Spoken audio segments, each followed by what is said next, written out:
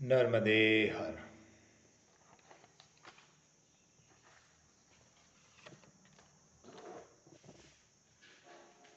आदिकर्ता नारायण दास उर्फ अभिषेक मिश्रा पकड़ा गया और एक, जिसके कारण बदनाम कौन हो रहा है? सनातन हिंदू धर्म।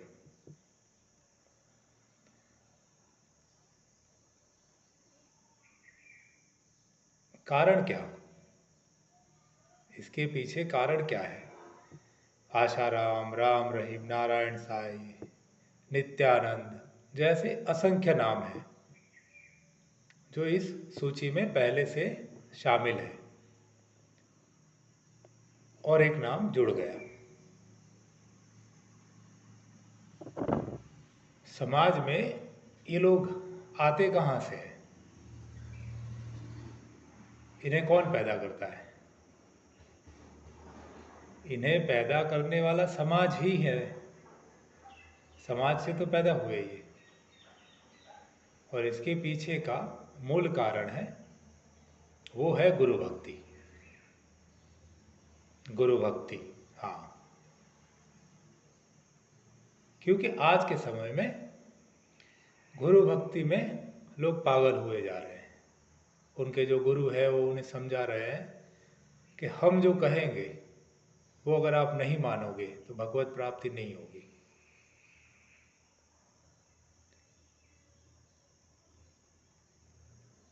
तो गुरु का काम जो है वो किसी को अपना गुलाम बनाना नहीं है। गुरु का काम है मार्ग बताना। चलना तो खुद ही है,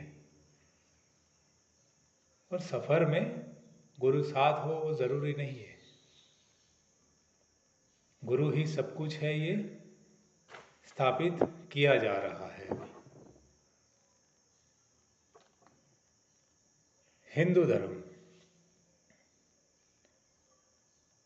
जब धर्म नहीं था,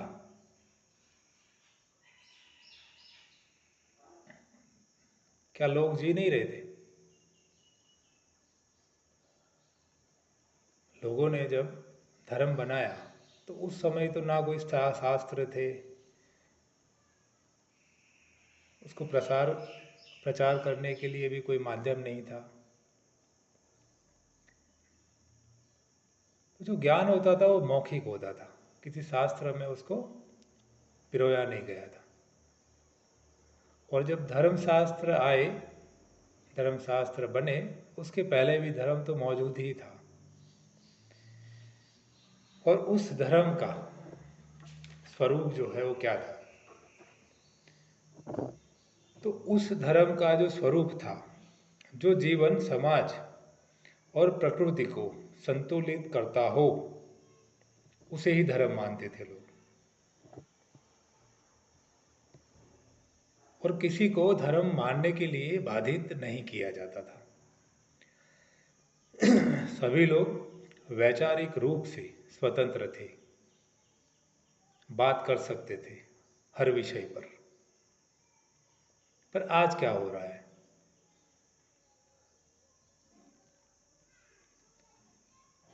आज किसी एक विषय को सही साबित करने के लिए ही धर्म हो गया है। अगर वहां पर कुछ गलत होता है तो उसको भी सही साबित किया जाता है। तो ये तो धर्म नहीं था हमारा, क्योंकि हमारा धर्म तो सत्य को स्वीकारने पर आधारित था, जो नहीं है। अब सत्य वो है जो अपनी पसंद का गुरु कहे वो सत्य। और गुरु सच्चा है, इसके मायने क्या है कि भाई बड़े बड़े लोग इनके पास जाते हैं, मतलब ये इसमें कुछ बात है। इतने बड़े बड़े लोग कैसे जा रहे हैं? तो हमारा सत्य दूसरों पर निर्भर है।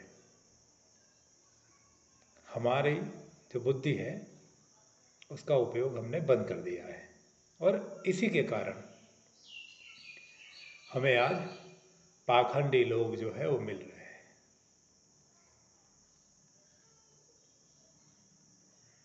गंधर्व विवाह के नाम पर ये पूरा पाखंड चल रहा था।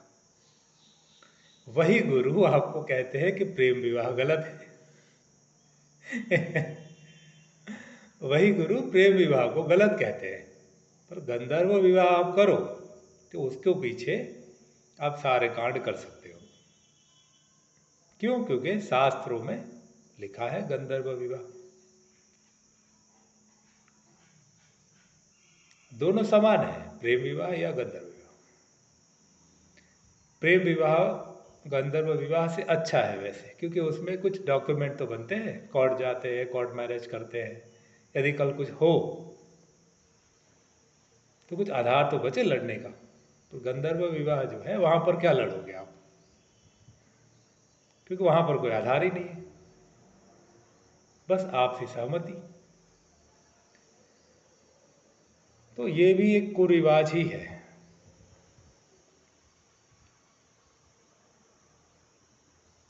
और ये जो होता है, गुरु गुरु गुरु कहते हैं सब, हमें तो ये समझ में नहीं आ रहा है कि कौन सी भगवत प्राप्ति के पीछे भाग रहे लोग। क्या कर लोगे भगवत प्राप्ति करके? भगवत प्राप्ति किए हुए लोग जो है उनको देखो तो सही, आप सही से पहले अच्छे से देखो, उनको सुनो बढ़िया से। जो कह रहे हैं कि भगवत प्राप्ति हमने कर ली है, क्या वो निस्वार्थ होकर बात कर पा रहे हैं? नहीं कर पा रहे हैं। वो भी धर्म की जो प्रथा है, कुरिवाज है, उसी को आगे लेके जा रहे हैं। तो भगवत प्राप्ति कहाँ से हुई फिर? क्योंकि भगवत प्राप्ति करने वाला इंसान जो है वो तो निस्वार्थ हो जाता है, समूची सृष्टि को एक ही नज़र से देखता है। वो उसके लिए सही गलत में कोई भेद नहीं होता है, सही सही होता है, गलत गलत होता है। वो किसी व्यक्ति या परिस्थिति को देख के बात नहीं करता है। क्या वो गुण आज जो कहते हैं कि भगवत प्राप्ति कर ली है उनमें दिख रहा है आपको? कोई नेताओं की गुलामी कर रहा है क्योंकि राष्ट्रीय संत बनना है। वीआईपी जब आश्रम में आते हैं तो उनके लिए बढ़िया व्यवस्थाएं होती है, अच्छे से वो बात कर सकते हैं। और वहीं पर रोड पे देखो भीड़ में लोग आते हैं, अगर कोई रेलिंग क्रॉस करके अंदर आ जाए तो उसको धक्के मार मार के बाहर निकल दिया जाता है। बड़े बड़े बॉडीगार्ड लेके साथ में घूम रहे हैं। भगवत प्राप्ति वाला साधु संत अपने साथ बॉडीगार्ड लेके घूम रहा है, मतलब किस चीज़ का डर है उसको? अगर डर है तो फिर भगवत प्राप्ति की है ये सब बोल क्यों रहा है वो? क्योंकि भगवत प्राप्ति करने वाले में डर जैसी ना, डर जो है वैसी कोई वस्तु रहती ही नहीं है।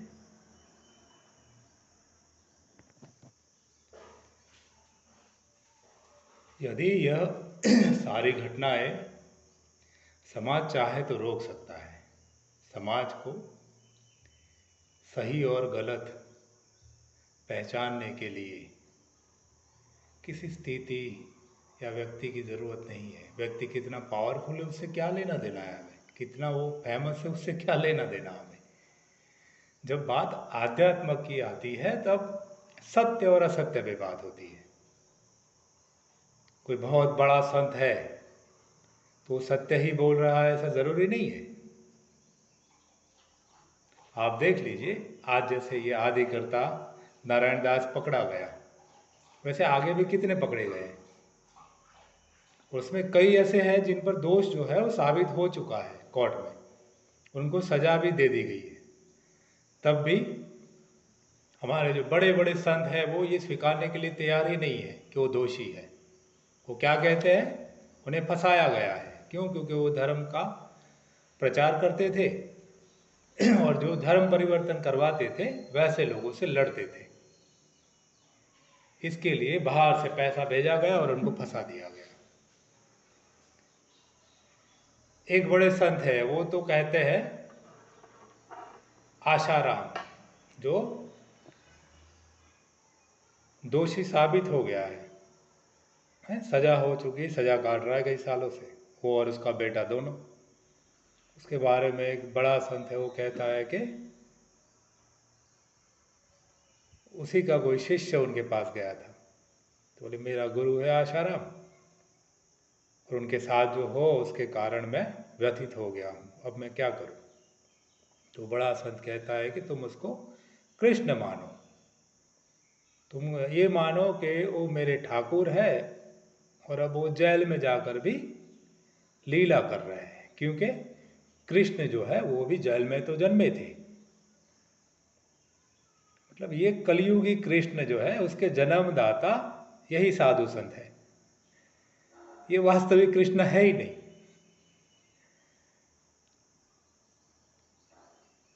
और ये सारी चीजें ये लोग इसलिए बोल पा रहे हैं क्योंकि कृष्ण भक्ति खाली बस कागजों पे, सोशल मीडिया पे है। अगर वास्तव में कृष्ण को लोग भगवान मानते तो वो बाबा आज जेल में होता, क्योंकि कृष्ण को किसी ऐसे रेपिस्ट के साथ कोई कैसे तुलना कर सकता है। क्या कृष्ण रेपिस्ट थे? क्या रेप के किसी आरोप में जेल में बंद थे? तो उसे कैसे कृष्ण माना जाए?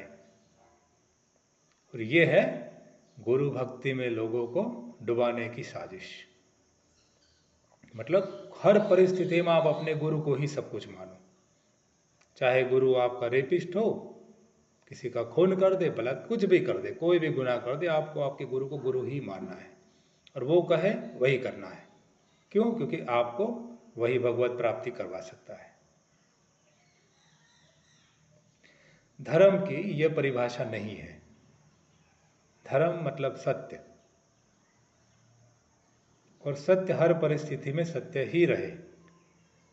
वैसी विचारधारा रखने वाला अगर कोई गुरु है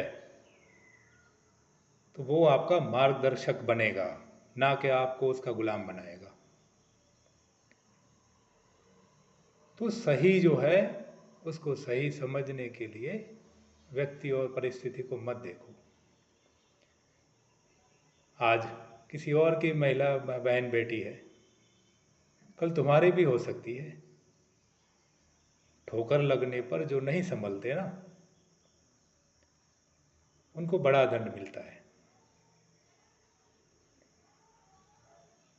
हमारे पास बहुत सारे उदाहरण है इतिहास के, उसको देखिए।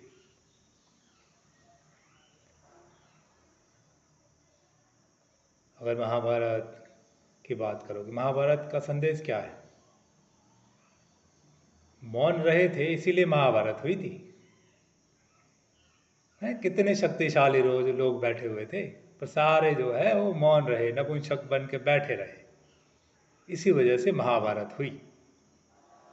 यदि उसी समय किसी ने विरोध किया होता, खड़े होकर शक्ति प्रदर्शन करके उसको रोका होता, तो शायद महाभारत नहीं होती।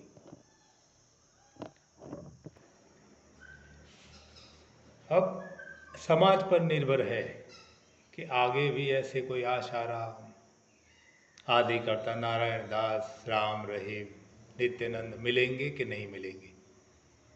क्योंकि आपको चाहिए तो मिलेंगे, आपको नहीं चाहिए तो नहीं मिलेंगे।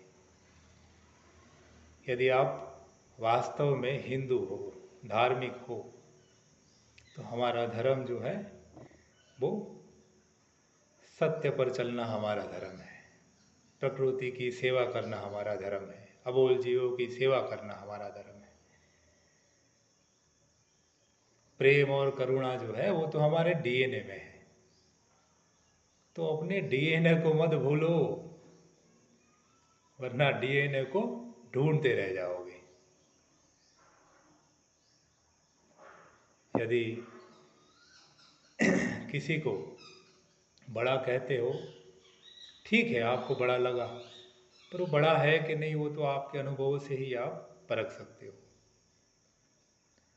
क्योंकि बड़ा जो होता है ना, वो सदैव छोटा बन के ही रहता है, वो आपको गुलाम बनाने का कभी नहीं सोचेगा। तो जो ये कहते हैं कि हम कहे वही करो तभी कुछ हो सकता है, वैसे लोगों से दूर रहो, वो आपको कुछ भी नहीं दे सकते।